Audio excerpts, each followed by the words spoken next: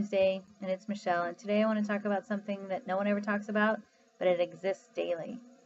Today I want to talk about trust. Trust is one of those things that we have to have in our life. It takes seconds to demolish and years to build. And once it's gone, it's really hard to build it back up. The best way to do that, or to begin to trust someone, is to give them the benefit of the doubt. It's a middle ground. It's where you start. And it means that the words and the actions have to match each other. And when the words and the actions don't match each other, it makes it really hard to trust. What do you believe? How do you believe? How do I know that this next time is really going to be something that I can believe in?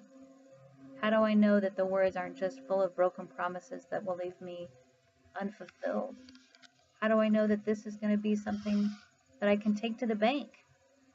How do I know that your word means something if your actions don't match? That is where trust comes in. And we've all been hurt before by people that we care about and love. But trust is one of those things that we have to have. We have to believe that when a coworker says that she's going to do something for you, whether it's working on a project or make a call that's very important while you're out of town, that you have to believe them. Hopefully that coworker is someone that's very trustworthy. And if it's not, then you certainly know that about that person too. I want you to think about what you require in someone that you trust. Some secrets I would give to someone not because they've earned it right from the get-go, but it's something that they've earned. And trust is one of those things that has to be earned. It is not given freely.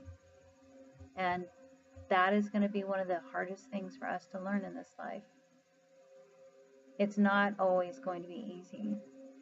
And keeping people out and not trusting people is not a very good way to live. We have to trust. We have to allow ourselves to be vulnerable and uncomfortable. And that is how people create trust in us. The words and the actions have to match each other in order for true trust to exist. True trust is one of those things that is remarkable when it happens. And there are people that I would trust with my life. There are people that I would trust with my pencil. Because their level of trust is not as great as others. And that's the best thing about trust, is that it can develop over time, and there can be different levels of it. And it's one of those things that I think that we need to always look at as to how much trust we are giving people and how much trust we want to receive. I like to think of myself as someone that's very trustworthy. When people tell me something that's a secret, that's as far as it goes. It's not my story to tell. And I hope that the people that I trust also take what I tell them to be the same. I want people to believe in me. I want people to believe in my actions in addition to believing my words. Do you trust people? Why do you trust them?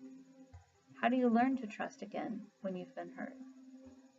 Trust is hard, but it's going to be one of those things that we have to deal with every single day of our life. How do we know our kids are where they say they are? How do we know that the thing that I sent to my friend will get taken care of? How do we believe? We have to start somewhere. And it means that we're going to be uncomfortable. And that's okay. Because that's how we learn and that's how we grow. Keep trusting each other. Keep trusting what you know. And I'll see you next week.